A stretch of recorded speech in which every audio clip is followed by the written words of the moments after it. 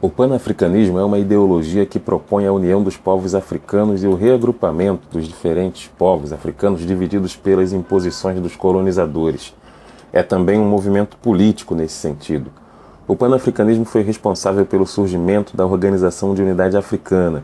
Esse movimento valoriza a ampliação do uso das línguas africanas proibidos ou limitados pelos europeus, além de defender os direitos dos povos africanos tanto na diáspora como no continente. O movimento panafricanista influenciou tanto a África que chegou a ponto de alterar radicalmente o seu mapa político e ser decisivo para alguns dos seus processos de independência. A teoria panafricanista foi desenvolvida principalmente pelos povos africanos em diáspora. Dentre os nomes que se destacam no desenvolvimento dessa teoria e sua colocada em movimento, destacam-se William Edward e Marcus Garvey. No Brasil, foi divulgada por Abdias Nascimento. Alguns teóricos acrescentaram a partir da Segunda Guerra Mundial a ideia de um governo pan-africano, que deveria ser gerido segundo as premissas do socialismo científico. Já outros passaram a pregar o rastafarismo e a construção de um governo pan-africano imperial. Normalmente, Sylvester e William Edward são considerados os pais do panafricanismo, mas esse movimento possui uma história que remonta ao início do século XIX. Nos Estados Unidos, no início do século XIX, uma minoria de negros havia atingido uma posição socioeconômica próspera e passou a apoiar-se nessa posição para desenvolver na comunidade um sentimento de fraternidade racial, que resultou no movimento de volta para a África. Porém, esses empreendimentos não conseguiam obter resultados muito grandiosos devido aos altos custos envolvidos nessa empreitada. Havia, porém, dentro do movimento panafricanista um outro ponto de vista, de acordo com o qual se afirmava que os descendentes de africano deveriam permanecer na América e que, inclusive, tinham que organizar uma subsistência independente. Porém, era muito difícil fazer acreditar que negros e brancos poderiam viver no mesmo espaço e prosperar sem um conflito constante. As pessoas negras tinham consciência que, de uma forma ou de outra, seriam exploradas pelo sistema branco enquanto não tivessem sua própria pátria. Essa percepção foi a base ideológica para o desenvolvimento de muitas formulações que pregavam a constituição de estados negros dentro dos territórios que haviam sido destino das correntes da diáspora. Essa ideia também se apoiou nos próprios limites materiais da repatriação africana, devido aos elevados custos nos projetos tentados, onde cabe destaque a tentativa de Marcus Garvey, que chegou a criar a Black Star Line, companhia de navios para levar negros de volta para a África. O panafricanismo teve grande importância para a formação da Organização da Unidade Africana e sua sucessora, a União Africana. Esse movimento foi fundamental para a constituição da identidade negra e foi um instrumento da luta dos negros por reconhecimento e direito também a um elemento agregador nas lutas por independência, o nacionalismo africano, que tinha como objetivo a descolonização de todo o continente. A concepção de unidade dos africanos tem sido fomentada pelo movimento panafricanista de forma a fazer com que os próprios negros se entendam como um povo, como uma unidade. Então, mais do que um pensamento, o panafricanismo passou a se constituir como um movimento político ideológico. Surgido fora da África, ganhou força entre os negros da diáspora, unidos contra a discriminação e a subjugação, e passou a crescer também dentro do continente africano nas lutas pela descolonização através do nacionalismo.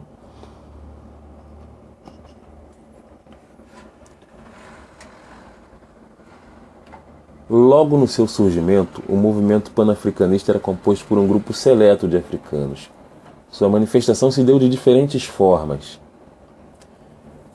A fundamentação teórica do panafricanismo foi influenciada também por Alexander Crummell, para o qual a África era uma unidade e decorria do fato de ser toda ela a pátria dos negros. Esse pensamento, manifestado em seus textos, inauguraram o discurso panafricanista, porque ele traduz a ideia da existência de um povo negro, que por sua vez constituía uma unidade que teria no continente o seu lugar. Essa concepção vai se perpetuar no século XIX e vai influenciar na formação na percepção da existência de uma unidade política natural, Ou seja, uma vez que se tenha um único povo reunido num mesmo lugar, consequentemente se tem uma unidade política. Nesse sentido, Alexander foi também considerado um dos pais do nacionalismo africano. Por outro lado, Briden defendeu em 1884, em uma declaração, a recolonização da África a partir da Libéria, afirmando que só na África a raça negra poderia realizar o seu destino. Para ele, a Libéria seria o primeiro estado africano independente, construído por negros, e a partir daí construiria uma grande e única nação negra. Assim, ele demonstrou o caráter anticolonialista, que foi influenciar mais incisivamente o movimento pan-africano após a Segunda Guerra Mundial. A UNIA possuía um conceito de unidade que envolvia também um projeto político consubstanciado na ideia de uma federação imperial, geopoliticamente determinada. UNIA é a Associação Universal para Aprimoramento do Negro. O movimento pan-africano passou a se manifestar de forma mais prática quando iniciou a realização de uma série de congressos, se tornando um dos principais instrumentos para a expansão do movimento. A realização dos congressos pan-africanos manifestaram o caráter da primeira etapa do movimento, que ainda se encontrava muito restrito aos Estados Unidos, Europa e Caribe, com uma participação muito tímida dos povos africanos do continente. Tanto é assim que nenhum desses congressos da primeira etapa foram realizados no continente africano. A primeira conferência pan-africana aconteceu em Londres, no ano de 1900, e a segunda só vai acontecer 19 anos depois, quando se dá início a uma série de realizações de congressos pan-africanos. Ao todo, 5. Em 1919 foi realizado o congresso em Paris e após a Segunda Guerra Mundial, em 1945, realizou-se o congresso em Manchester. A participação nesses congressos foi aumentando à medida em que eles foram conquistando a atenção de negros e de suas lideranças nas colônias americanas e caribenhas, como também no continente africano. O primeiro congresso contou com a participação de 57 delegados dos territórios africanos. No quarto já se contavam 208 delegados. As principais reivindicações realizadas nesses congressos foram a adoção de um Código de Proteção Internacional dos Indígenas da África, o direito à terra, à educação e ao trabalho livre, a abolição dos castigos corporais nas colônias, a Declaração ao Mundo, que em sua essência reclamava para os negros iguais direitos aos dos brancos, a assinatura de um manifesto final com um apelo ao mundo por igualdade e cooperação de todas as raças e pela justiça e solidariedade universais, e a criação de uma associação internacional africana. A representação e participação dos negros nos governos que os diziam representar. E ainda nesse congresso, a resolução final assumiu a condenação global do capitalismo europeu nos territórios africanos. Da realização do 5º Congresso Pan-Africano, houve um intervalo de mais de 10 anos para a realização de uma série de conferências e congressos que vão acabar resultando na constituição da OUA, Organização para a Unidade Africana. Nesse intervalo ocorreu um importante encontro que foi a Conferência de Bandung. O movimento pan-africanista vai se tornar mais atuante, especialmente no continente africano, após a realização dessa conferência, que, embora não fosse um encontro estritamente de interesses das colônias africanas, tem direta relação ao continente africano por representar o marco do aparecimento formal do Terceiro Mundo como uma unidade ideológica. A Conferência de Bandung, realizada na Indonésia, em abril de 1955, foi organizada pelos países asiáticos e contou com apoio de países africanos, como Etiópia, Líbia, Libéria e Egito. A conferência se propunha a promover uma cooperação econômica e cultural afroasiática, com o objetivo de formar uma base sólida de oposição ao que era considerado o colonialismo ou o neocolonialismo. Pela primeira vez em uma conferência, o racismo e o imperialismo são denunciados como crimes, e também nessa mesma conferência, o não alinhamento é estabelecido como um posicionamento político a ser adotado em oposição ao racismo e ao imperialismo. Apesar do não alinhamento, todos os países declararam que eram socialistas, mas não iriam se alinhar ou sofrer influência soviética. Durante o encerramento da Conferência de Bandung, ficou previsto a realização de uma outra conferência a ser realizada no Cairo, em dezembro de 1957, até o início de janeiro de 1958. Ali o neutralismo assumiu um papel importante nesse momento, pois iria se traduzir numa aproximação com a União Soviética, que a partir da Conferência do Cairo exerceria uma maior influência comparada a Bandung nas colônias e as colônias africanas, já dando início a um posicionamento estratégico na Guerra Fria. E ainda passou a afirmar as intenções de Nasser, presidente do Egito, na conquista de uma liderança na África do Norte com uma perspectiva panarabista. No Cairo ocorreu uma modificação na denominação dos encontros, que deixaram de se chamar Conferência entre Estados, passando a ser conhecidos como Conferências dos Povos. O objetivo ali era possibilitar a mobilização das forças revolucionárias contra as soberanias e mobilizar um número maior de pessoas ou grupos contra o colonialismo. Era uma luta contra a raça branca, prioridade que transcendia o princípio nacionalista. Baseando-se no princípio da autodeterminação, o movimento afroasiático articulou-se com o sentimento anticolonialista, procurando encaminhar para a emancipação imediata todos os povos ainda colonizados. No entanto, esse pensamento não era hegemônico no continente africano.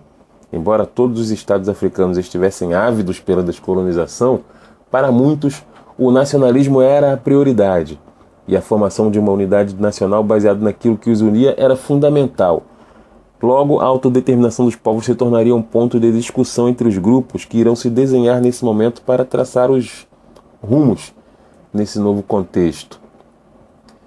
A partir de então foram realizadas 3 conferências dos povos africanos. A primeira em Accra, 1958, em que estiveram no cerne das discussões a conquista da liberdade e da independência e a consolidação e criação de uma unidade africana que viabilizasse a constituição de uma comunidade de estados livres da África, e ainda investir na reestruturação econômica e social do continente.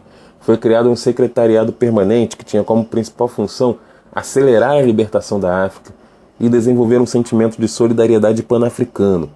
As bases da futura organização de unidade africana foram lançadas nesse momento. A segunda conferência ocorre na Tunísia, em 1960, e a terceira ocorreu no Cairo, em 1961, já no contexto da definição de 2 grupos que passaram a polarizar o movimento, o grupo de Casablanca e o grupo de Brazzaville. Estes grupos já começaram a ser definidos a partir do Congresso de Manchester, quando foram classificados como maximalistas, o grupo de Casablanca, e minimalistas, o grupo de Brazzaville. O maximalismo, com uma postura definida como mais radical, defendia a superação das fronteiras que haviam sido definidas pela Conferência de Berlim e ainda propunha a formação dos Estados Unidos da África. Esteve representado pela liderança de Nkrumah. Já a concepção minimalista ou moderada não questionava a divisão das fronteiras estabelecidas na Conferência de Berlim e defendia a constituição de Estados nacionais, com soberanias internas e externas. Esses 2 blocos de pensamento, essas 2 correntes, vão polarizar o movimento pan-africano a partir de então. Em abril de 1958 foi realizada em Accra a Conferência de Estados Africanos Independentes sob a liderança de Nkrumah e George Padmore, contando com representantes tanto da África do Norte como da África subsaariana. Já nessa conferência aparece na ordem do dia a criação de um organismo pan-africano permanente, entre outros itens a discriminação racial, a colaboração econômica e técnico-cultural entre países independentes do continente negro e a manutenção da paz mundial. Ali foram estabelecidas também diretrizes importantes para o movimento anticolonialista, com destaque para a reafirmação da não adesão a nenhum bloco político-ideológico. Em julho do mesmo ano, ocorreu um congresso de Benin, reafirmando um caráter essencialmente pan-africano e anticolonialista. Esse congresso tinha a intenção de constituir o Partido do Reagrupamento Africano. Foram deixados bem nítidos suas pretensões de uma independência imediata, a formação dos Estados Unidos da África e ainda a supressão de todas as fronteiras estabelecidas pelo Congresso de Berlim, afirmando assim um alinhamento com a corrente de Casablanca, e defendia que os povos africanos pudessem assumir suas complementariedades e manifestavam a vontade de concretizar a união do Cairo a Joanesburgo, ou seja, de norte a sul da África. Em 1960 foi realizada a segunda Conferência de Estados Africanos Independentes na Etiópia.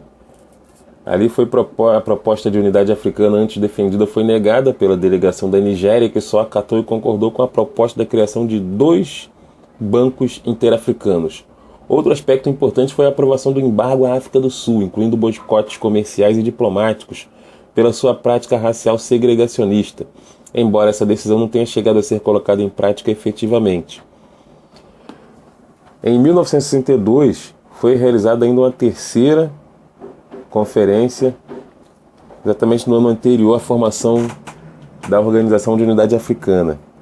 A Conferência dos Povos Africanos de 1961, promovida pelo Grupo de Casablanca, ressaltou Patrice Lumumba como herói africano e revelou a manifestação dessas duas vertentes dentro do próprio Congo: os congueses, os quais apoiavam Kasavubu, e os lumumbistas, grupo que nega a continuação das relações com os interesses coloniais e defende os interesses nacionais, liderados pelos nacionalistas africanos. Esse é um aspecto importante, pois a questão do Congo foi um dos pontos de discordância entre os maximalistas e os minimalistas. O Congo belga havia se tornado um importante componente nesse período que antecedeu a formação da OUA. Colonizado pela Bélgica através de Leopoldo II, o Congo tem uma história muito particular no continente africano e o processo de sua independência se tornou marcante na história do continente. Na década de 1950, por concessão da Bélgica, até mesmo como uma forma de estancar as lutas por independência, puderam ser formados os primeiros partidos políticos na colônia e inúmeros movimentos separatistas foram criados. Nesse mesmo contexto foi criado o Movimento Nacional Congolês, sob a liderança de Lumumba, que se opunha às tendências separatistas e defendia o unitarismo, Estado centralizado, e lutava pela independência. Muitos conflitos ocorreram nesse período, que antecedeu a independência do Congo, e como resultado, para acalmar os ânimos, foram convocadas eleições em 1960, que elegeram Lumumba como primeiro-ministro e Kasavubu como presidente da República. No entanto, os conflitos não cessaram e os movimentos separatistas permaneceram sob a liderança de Tsombe, primeiro-ministro de Katanga, que, associados aos interesses das grandes companhias mineradoras, buscavam enfraquecer Lumumba. Foi um conflito intenso e de inúmeras atrocidades. Foi uma guerra civil das mais sangrentas testemunhadas pela África. A Bélgica enviou paraquedistas e a ONU também enviou tropas. Kasavubu deu um golpe de Estado que destituiu Lumumba, que foi entregue ao movimento separatista, através do qual foi assassinado, e a guerra civil persistiu até 1963, ano da formação da Organização de Unidade Africana. Tsombe foi nomeado primeiro-ministro e a fragmentação do Congo não se realizou, porque com o apoio da Bélgica e dos Estados Unidos os movimentos regionais foram esmagados. Tsombe terminou destituído por Kasavubu, o que o obrigou a renunciar. No entanto, o próprio Kasavubu foi destituído do cargo num golpe militar em 1965 que passou o Congo para as mãos do coronel Mobutu, que mudou o nome do país para Zaire e que permaneceu no poder até os anos 1990. Todo esse processo no Congo contou com a participação dos Estados africanos, especialmente os maximalistas, que apoiavam Lumumba, e após o seu assassinato passaram a apoiar o seu sucessor.